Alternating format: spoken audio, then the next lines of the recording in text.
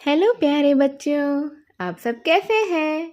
आज मैं आप सब के लिए लेकर आई हूँ एक बेहद ही रोचक सी कहानी। यह पंचतंत्र की कहानी है, जो एक युधिष्ठिर कुम्हार की कहानी है, जिसे सुनकर आपको बड़ा मज़ा आने वाला है। इस कहानी को सुनने से पहले आप मेरे चैनल को लाइक और सब्सक्राइब कर दीजिए। तो चलिए शुरू करते हैं आज की ये कहानी। किसी नगर में एक कुम्हार रहता था। उसका नाम था युधिष्ठिर। एक बार की बात है, वह कहीं जा रहा था। अचानक से उसका पैर फिसल गया और वह बेचारा गिर पड़ा धड़ाम। नीचे एक सख्त और धारदार घड़े का एक टुकड़ा पड़ा हुआ था। वह उसके माथे पर जा लगा और बहुत सारा खून बह गया। उसने उस घाव पर पट्टी बंधवाई। फिर भी माथे पर पक्का निशान बन गया, जो दूर से ही नजर आने लगा था। एक बार की बात है, उस राज्य में भीषण अकाल पड़ गया। युधिष्ठिर कुम्हार किसी दूसरे राज्य की ओर चला गया। वहां राजा के पास जाकर उसने काम मांगा। राजा का ध्यान उसके माथे पर लगी चोट पर गया।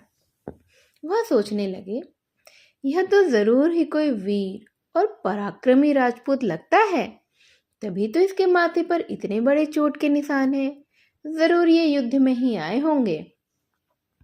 माथे पर किसी अस्त्र का गहरा निशान जो दिखाई पड़ रहा है। लगता है युद्ध कला में इसकी कोई सानी नहीं है। यह तो बहुत ही वीर होगा। ऐसे वीर की तो मुझे कदर करनी ही चाहिए। इतना सोचकर राजा ने उसी समय उसे सेना के एक टुकड़ी का नायक बना दिया। अब तो युधिष्ठिर के दिन हंसी खुशी से ही बीतने लगे थे। एक दिन शत्रु राजा ने उस राज्य पर आक्रमण कर दिया। राजा ने संकट के समय अपनी सेना की सभी टुकड़ियों के प्रमुख सरदारों को बुलाया। फिर युधिष्ठिर को अलग से बुलाकर पूछा, देखो भाई, यूं तो तुम्हारे माथे पर लगा निशान तुम्हारी वीरता की सारी कहानी कह रहा है। फिर भी अगर तुम बुरा ना मानो तो अपना परिचय दो कि तुम कहाँ से हो और किस युद्ध में तुम्हारे माथे पर यह भयानक घाव लगा था। युधिष्ठिर ने सोचा कि राजा ने तो मुझे आश्रय दिया है, इसीलिए मुझे राजा को सब कुछ सच सच ही बता देना चाहिए। तो वह बोला, महाराज, सच बात तो यह है कि मैं कोई वीर राजपूत नहीं, बल्कि मैं तो बर्तन बनाने वाला कुम्हार हूँ। एक दिन मैं गिर गया था तो एक टूटे हुए घड़े का टुकड़ा मेरे माथे पर चुभ गया था। यह तो उसी से मुझे निशान बने हैं, उसी चोट के निशान हैं यह तो। इतना सुनते ही राजा का तो चेहरा उतर गया।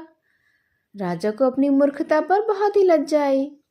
अब वह बोला, ठीक है, अब तुम तुरंत यहाँ से दूर जाने की तैयारी कर लो। तुम्हें जिस काम के लिए हमने रखा था, तुम तो उसके योग्य ही नहीं हो। अब तो युधिष्ठिर बड़ा दुखी हुआ। वह बोला, महाराज, आप एक बार मुझे आजमा कर देख लीजिए।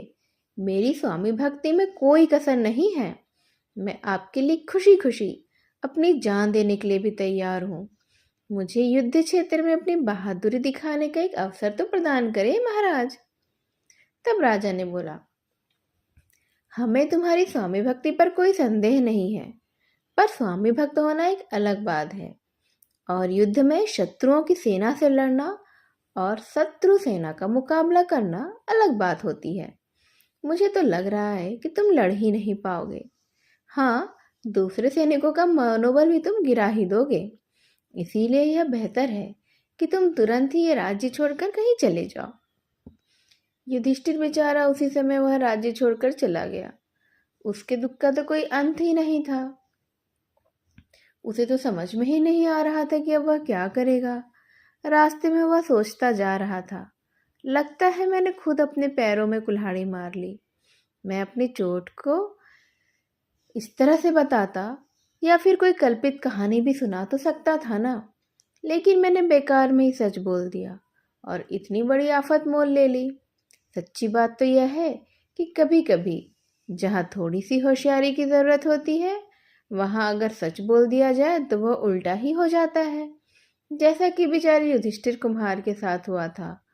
अब तो जो भी उसकी कहानी सुनता वह तो मुस्कुरा ही देता था और बेचारा कुम्हार युधिष्ठिर जो था वह अपमान का घुट पीकर रह जाता था कि कैसे उसे इतने बड़े राज्य में सेना का नायक बनाया गया था, और उसकी छोटी सी हरकत, उसकी छोटी सी सच्चाई जो उसने गलत समय पर, गलत टाइम पर, गलत जगह पर बताई थी, उसकी वजह से उसे देश से ही निकाल दिया गया था और बेचारा दर दर भटक रहा था। इसीलिए हमें अपनी बहादुरी, अपने पर विश्वास करना चाहिए और कब हमें क्या कहना है इसकी समझ होनी चाहिए।